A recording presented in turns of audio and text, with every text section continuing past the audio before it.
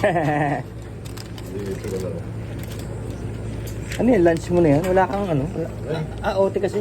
Quick ano ka lang ito, boss? Quick break. Quick break lang. Like first break.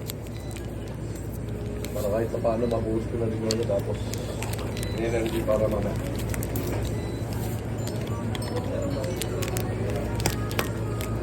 Ano? Saan po ba kayo? Ha? Saan po Marikina. Mga 8 kilometers lang ako yung mula dito. 8 kilometers. Tansyado ah. Oo. Niminemetrohan ko. Sumakay. Ano yun? Nakamotor kayo, boss? Oo. Lagi.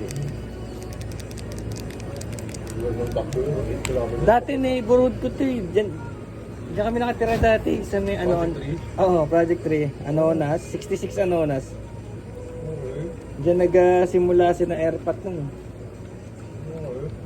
Tapos nag-work ako ng 5 years dito sa meron dito planta dati na computer. Diyan sa kabila lang na block. Nag-work ako dyan 5 years. Data General ang pangalan. Data General. Data General Philippines. Solid ah. Tapos bumalik ka dito naman. Oo eh. Balik ulit eh.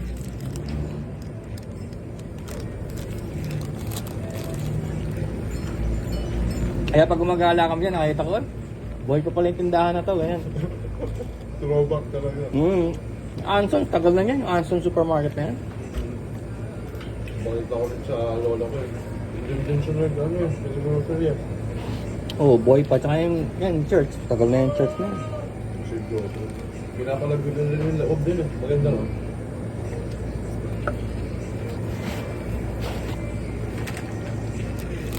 Bali, first ano ko yun. Yung company ko, yung Data General na yan.